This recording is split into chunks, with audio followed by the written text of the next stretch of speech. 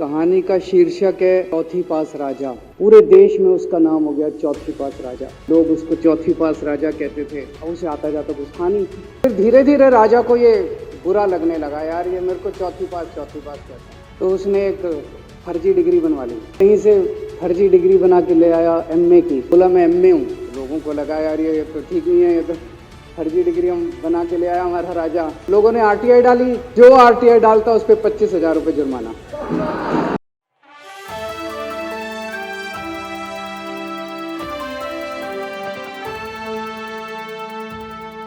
नमस्कार, आप देख रहे हैं नेक्स्ट 9 न्यूज पॉलिटिकल बाइट और आपके साथ मैं हूं क्रांति सिंह।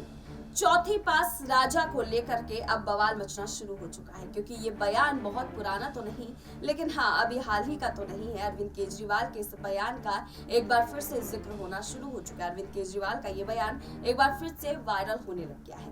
देखिए, इस खास प्रोग्राम के माध्यम से हम आपको बयान सुनाने वाले हैं, लेकिन बयान सुनने से पहले एक सवाल है आप लोगों के लिए। चौथी पास राजा का कंपैरिजन देश के प्रधानमंत्री से करना आखिरकार कितना सही और कितना गलत? कमेंट बॉक्स में जरूर बताइएगा, लेकिन पहले आप ये वीडियो देखिए। आज मैं सदन को एक कहानी सुनाना चाहता हूँ। कहानी का शीर्षक है चौथी पास राजा।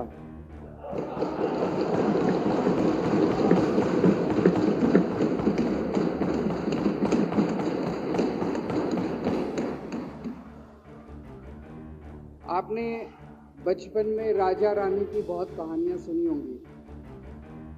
मेरी कहानी में रानी नहीं है,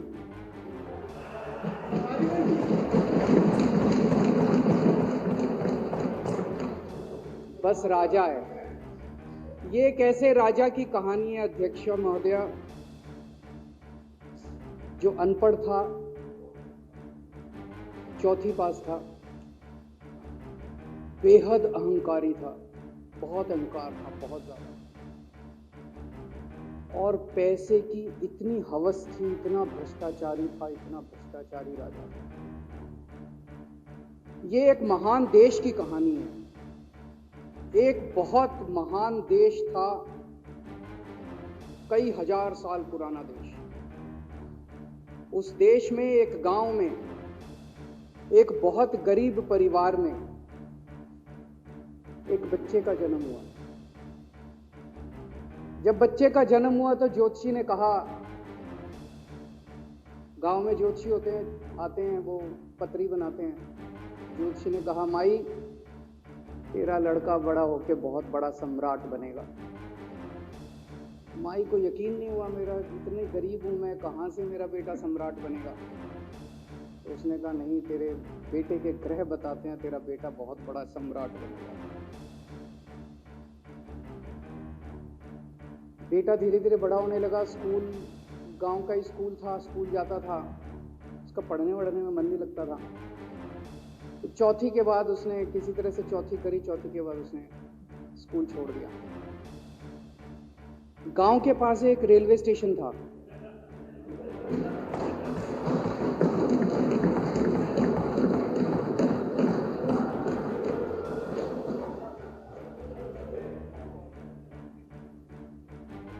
तो घर का खर्चा चलाने के लिए वो लड़का वहां स्टेशन पे चाय बेचता था।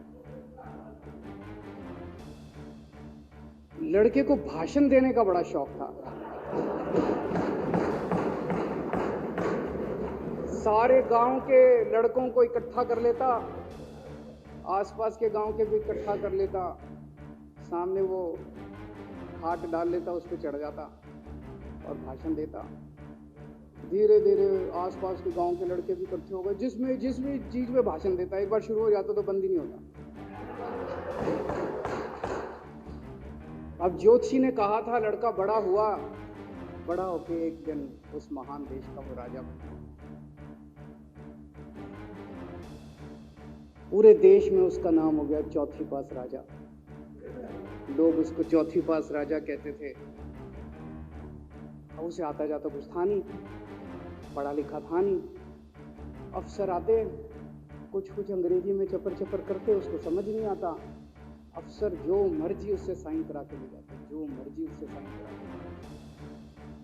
अब वो कुछ पूछे अफसरों से तो उसे भी शर्म आती थी। कि मैं पूछूंगा तो उनको लगेगा अनपढ़ आदमी है, पता चल जाएगा। तो उसके भी दिल में ये रहता था यार मैं पूछूं ना पूछूं। पता नहीं किस किस चीज पे उसने चौथी पास राजा ने साइन कर दिए। फिर धीरे धीरे राजा को ये बुरा लगने लगा, यार ये मेरे को चौथी पास कहता है। तो उसने एक फर्जी डिग्री बनवा ली, कहीं से फर्जी डिग्री बना के ले आया एमए की। बोला मैं एमए हूं। तो लोगों को लगा यार ये तो ठीक नहीं है, ये तो फर्जी डिग्री हम बना के ले आया हमारा राजा। तो लोगों ने आरटीआई डाली। जो आरटीआई डालता उस पर 25,000 रुपये जुर्माना।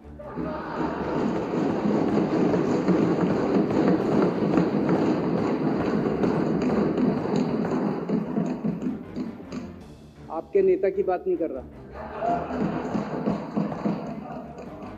आप लोग भी हंस सकते हो।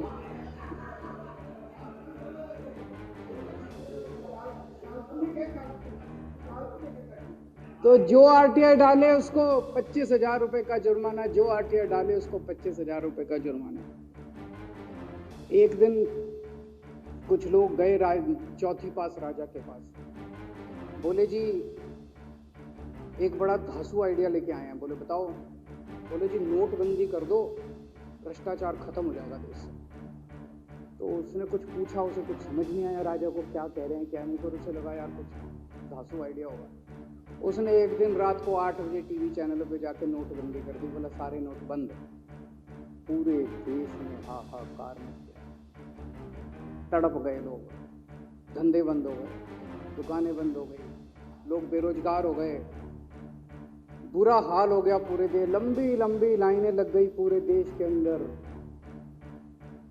लोगों ने जाके उसको कहा जी नोटबंदी कर दो, आतंकवाद खत्म हो जाएगा।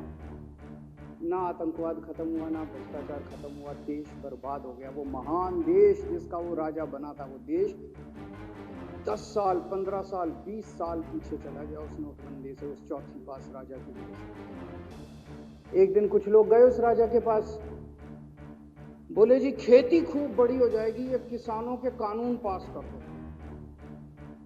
अब उसको कुछ अकल नहीं थी राजा को, अनपढ़ राजा था। उसने साइन कर दिए, 3 काले कानून पास हो गए किसान। पूरे देश के किसान सड़कों पे, जगह जगह मोर्चे, 750 किसानों की मौत हो गई 1 साल के। अंत में राजा को वो कानून वापस लेने पड़े। धीरे धीरे देश की समस्याएं बढ़ती गई, क्योंकि राजा ऐरे गहरे। इससे पहले एक और राजा आया था, मोहम्मद बिन तुगलक, वो भी ऐसे ही करता था। कभी उसने देश की राजधानी बदल दी, कभी बोला मैं चमड़े के सिक्के बनाऊंगा। उसी तरह से ये था अनपढ़ राजा, कुछ भी कर देता था। अब राजा को एक दिन लगा यार मैं तो राजा बन गया, पता नहीं कितने दिन रहूंगा। तो उसकी गरीबी में जो जीवन उसने जिया था, उसे लगा यार पैसे तो कमाना चाहिए। पैसे कैसे कमाऊं? पैसे कमाऊंगा तो जनता अपनी छवि खराब होगी। तो उसने अपने एक दोस्त को बुलाया और उस दोस्त को बोला कि ऐसा करते हैं कि मैं तो राजा हूं, सारे सरकारी ठेके तेरे को दिलाऊंगा, सारी कंपनियां तेरे को दिलाऊंगा, सरकारी पैसा तेरे को दिलाऊंगा। नाम तेरा, पैसा मेरा। तेरे को पूरे उस पे 10% कमीशन तेरे को मिलेगा, सारा पैसा मेरा। दोस्त मान गया। दोस्त को क्या था, फ्री में पैसा मिल रहा था, दोस्त मान गया। उसके बाद दोनों ने मिलके जो देश को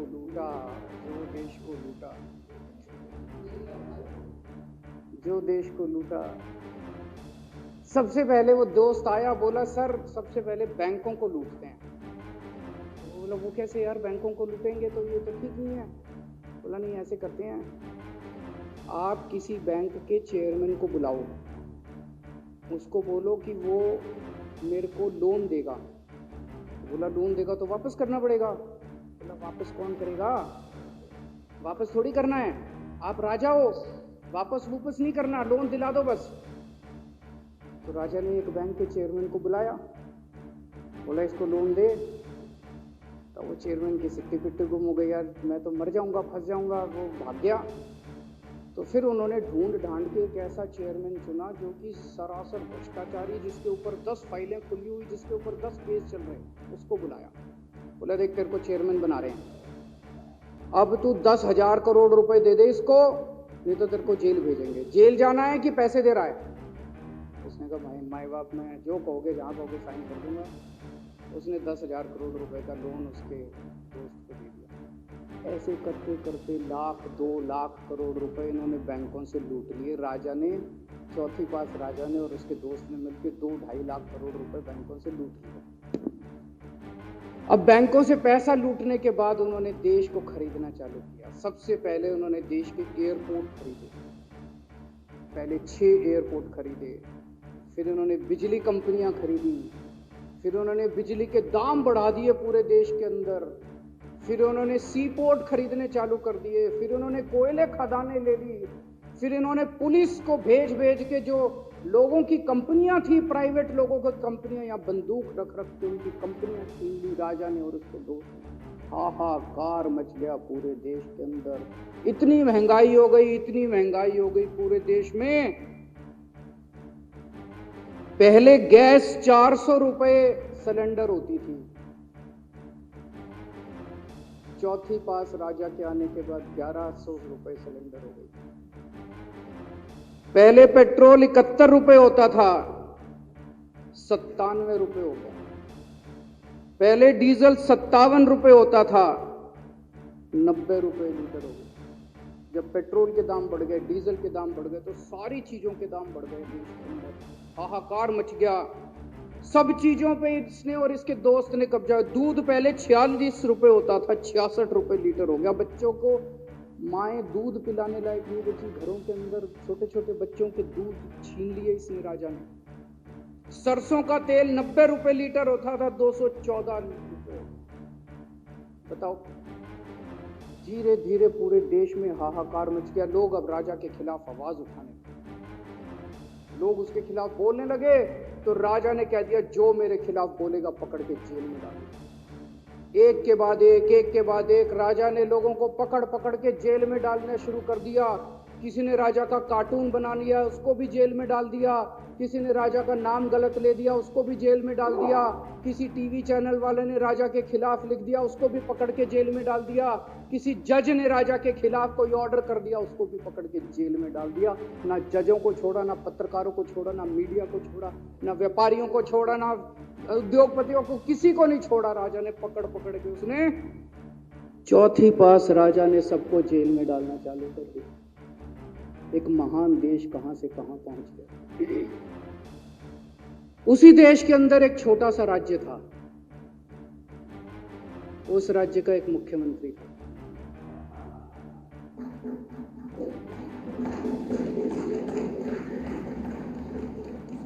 उनके चेहरे पे भी स्माइल आ गई,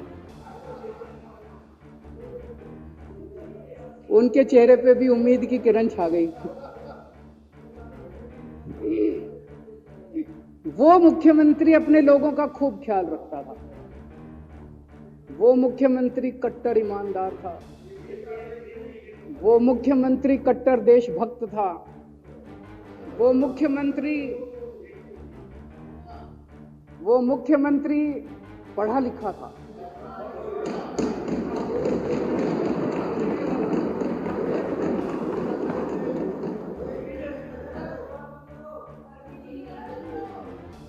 उस मुख्यमंत्री ने अपने लोगों को महंगाई से छुटकारा दिलाने के लिए बिजली मुफ्त कर दी। भाई साहब, उसके बाद तो चौथी पास राजा पागल हो गया। उसने बुला के जो हड़काया उस मुख्यमंत्री को कि तेरी हिम्मत कैसे हुई। उसे लगा राजा ने तो सारी बिजली कंपनियों पे कब्जा कर रखा था। उसे लगा अगर ये बिजली मुफ्त करने लग गया तो बाकी देश में तो मेरा बेड़ा गर्क, मेरी बिजली कंपनियां लुट जाएंगी, ऐसे कैसे चलेगा। उसने उसको कहा खबरदार, तूने बिजली मुफ्त की। मुख्यमंत्री नहीं माना। धीरे धीरे उस मुख्यमंत्री ने अपने गरीबों के स्कूल ठीक करने चालू कर दिए। तो राजा ने उसको बुला के और हड़काया। राजा बोला ये क्या कर रहा है, तो स्कूलों के में बच्चों को पढ़ाता है, तो स्कूल खोल रहा है, ये बंद कर, ये सब ये नहीं चलेगा इस देश में। वो नहीं माना मुख्यमंत्री। फिर उसने मुख्यमंत्री ने सबके इलाज मुफ्त कर दिया, सबके लिए शानदार मोहल्ला क्लिनिक खोल दिए, इलाज मुफ्त कर दिया। राजा तो बिल्कुल ही पागल हो गया। धीरे धीरे जनता को पता चला कि राजा कैसा है। एक दिन लोगों ने उस राजा को उखाड़ के फेंक दिया।